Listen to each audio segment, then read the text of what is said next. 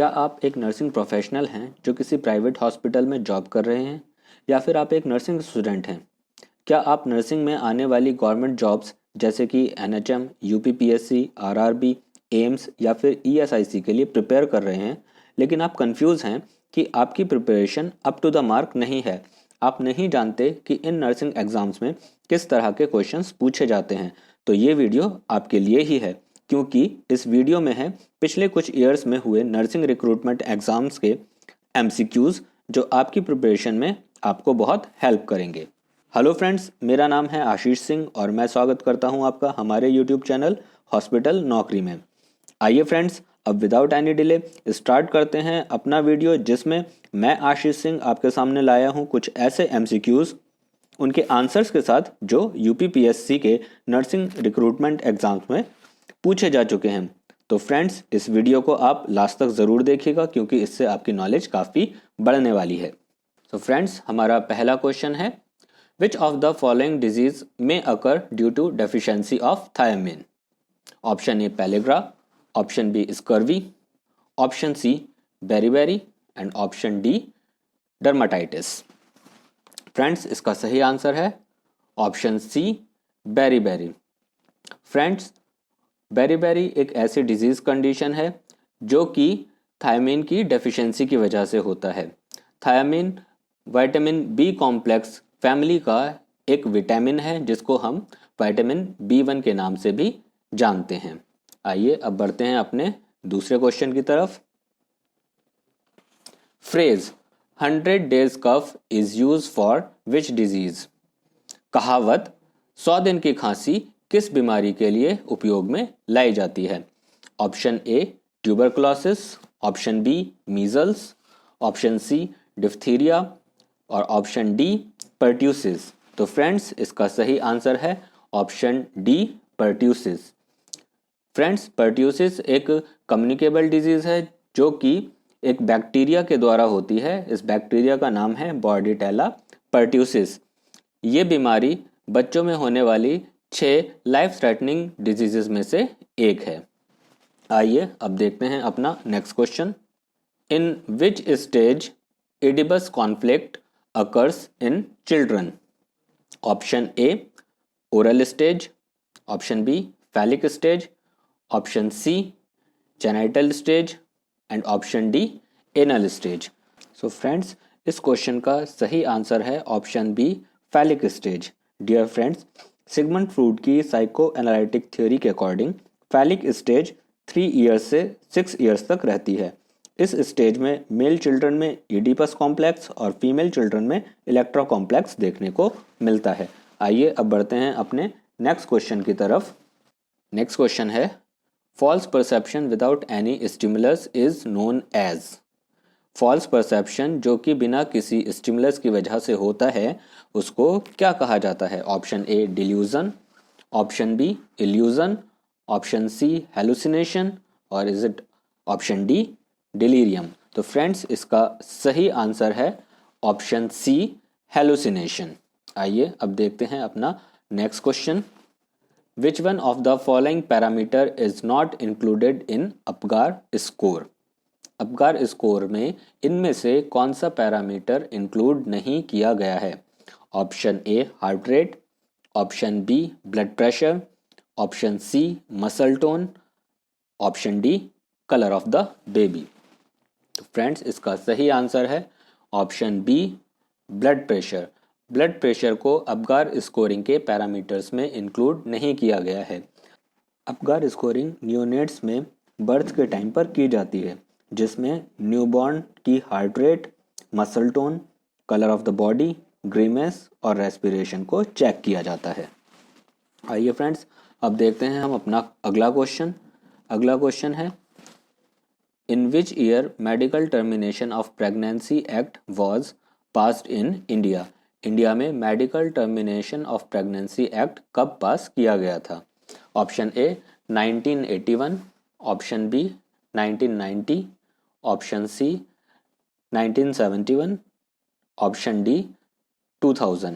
Friends, इसका सही answer है ऑप्शन सी 1971। आइए अब बढ़ते हैं अपने नेक्स्ट क्वेश्चन की तरफ। नेक्स्ट क्वेश्चन है which of the following drugs cause extrapyramidal symptoms as side effect? Option A antidepressant drugs, option B antipsychotic drugs, option C anti anxiety drugs और option D mood stabilisers. तो friends इसका सही answer है option B antipsychotic drugs. इसके बाद next question है which of the following is an antihaemorrhagic vitamin? इसके options हैं option A vitamin A, option B vitamin D, option C vitamin E, option D vitamin K. Friends इसका सही answer है option D vitamin के। आइए अब देखते हैं अपना next question. RT-PCR term denotes option A real time polymerase chain reaction, option B reverse transcription polymerase chain reaction, option C raised time polymerase chain reaction, option D none of the above. Friends इसका सही answer है option B reverse transcription polymerase chain reaction. आइए अब देखते हैं अपना next question. Match list 1 with list 2 correctly. Okay, list 1 में level of intelligence है और लिस्ट 2 में IQ रेंज। हमें लिस्ट 1 में दिए हुए लेवल ऑफ इंटेलिजेंस को करेक्टली IQ रेंज से मैच करना है। देख लेते हैं कि पहले क्या क्या लेवल ऑफ इंटेलिजेंस दिए गए हैं और उनके सामने क्या क्या IQ रेंज दी गई है। उसके बाद हम बात करेंगे कि किस तरीके से हम सही IQ रेंज को मैच करेंगे। पहला ऑप्शन इसमें दिया है इडियट, बी ऑप्शन दिया है इम्बिसाइल, सी ऑप्शन दिया है मोरॉन और डी ऑप्शन दिया है नॉर्मल। IQ रेंज दी है 50 to 69, 25 to 49, 0 to 24, 90 to 109। आइए अब इसकी कोडिंग देख लेते हैं। कोडिंग किस तरीके से की गई है। इस तरीके से आपके सामने आप देख सकते हैं कोडिंग की गई है। फ्रेंड्स आपको इनमें से सही कोडिंग को आइडेंटिफाई करके सही ऑप्शन को सेलेक्ट करना है। तो फ्रेंड्स इसमें हम देखते हैं कि इडियट्स का IQ रेंज 0 से 24 तक होता है। इम्बेसाइल का IQ लेवल 25 से 49 तक होता है। मोरॉन्स का IQ लेवल 50 से 69 तक होता है और नॉर्मल पीपल का IQ लेवल 90 से 109 तक होता है। इसी तरीके से अगर हम करेक्ट ऑप्शन को इसमें देखते हैं तो इसमें करेक्ट आंसर हमें मिलता है ऑप्शन सी में। तो फ्रेंड्स इस क्वेश्चन का सही आंसर है ऑप्शन सी। आइए अब हम बढ़ते हैं अपने नेक्स्ट क्वेश्चन की तरफ। नेक्स्ट क्वेश्चन है which part of the uterus is called as living ligature of the uterus? Option A perimetrium, option B endometrium, option C middle layer of myometrium और option D inner layer of myometrium. Friends इसका सही answer है option C middle layer of myometrium. आइए अब बढ़ते हैं अपने next question की तरफ। A bleeding disorder characterized by deficiency of factor 8 and 9 is termed as. Factor 8 और फैक्टर 9 की डेफिशिएंसी की वजह से होने वाला ब्लीडिंग डिसऑर्डर का नाम क्या है? ऑप्शंस हैं A purpura, option B haemophilia, option C thrombocytopenia, option D leukaemia. Friends इसका सही आंसर है ऑप्शन बी हीमोफीलिया। फैक्टर 8 और फैक्टर 9 की डेफिशिएंसी की वजह से हीमोफीलिया नाम का ब्लड डिसऑर्डर हो जाता है। आइए अब बढ़ते हैं अपने नेक्स्ट क्वेश्चन की तरफ। Which hormones control the sexual behaviour? Option A serotonin and melatonin, option B oxytocin and vasopressin, option C thyroxine and adrenaline, option D androgens and oestrogens. तो फ्रेंड्स इसका सही आंसर है option D androgens and oestrogens. Androgen males में sexual behaviour को control करता है और oestrogen females में सेक्सुअल बिहेवियर को कंट्रोल करता है। आइए अब बढ़ते हैं अपने नेक्स्ट क्वेश्चन की तरफ। What is the immediate management of dog bite? Dog bite के समय पर सबसे पहला मैनेजमेंट क्या होना चाहिए? Option A suturing of the wound, option B antiseptic on wound, option C hospitalisation, option D washing the wound with soap and water. तो friends इसका सही आंसर है ऑप्शन डी। डॉग बाइट के टाइम पर सबसे पहला मैनेजमेंट का जो स्टेप होना चाहिए वो है जो वुंड हुआ है उसको सोप और वाटर से अच्छे से धोना चाहिए। आइए अब हम बढ़ते हैं अपने नेक्स्ट क्वेश्चन की तरफ। As per the housing standards which statement is not true?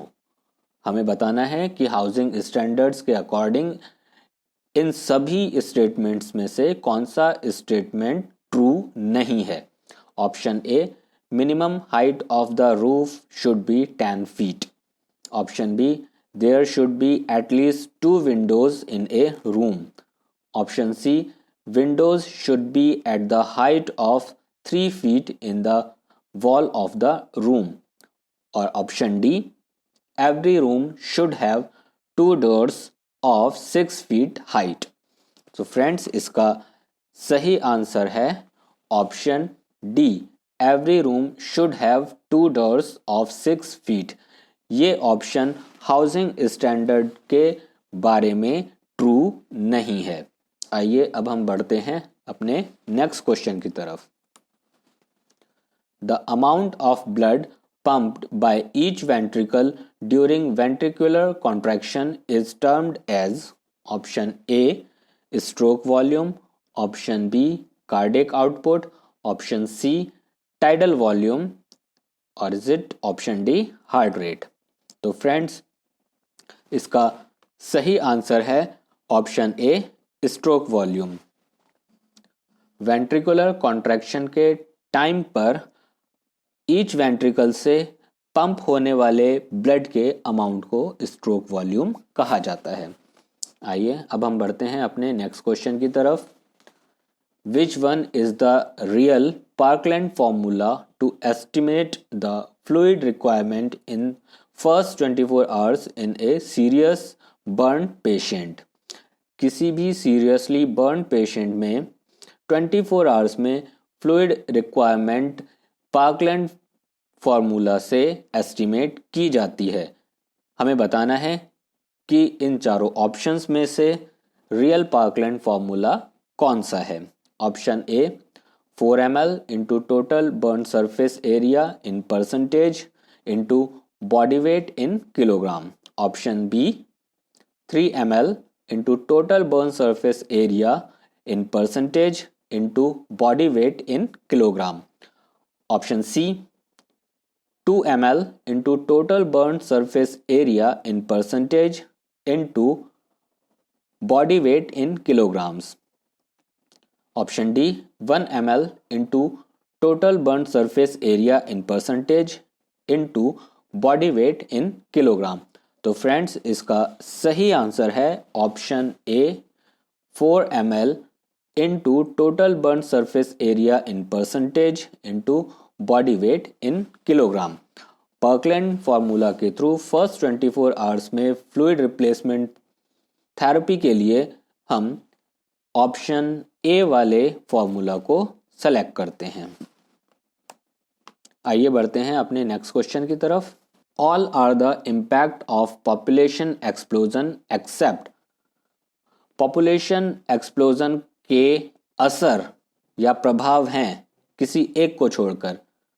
Option A poverty, option B food, option C per capita income, option D religion.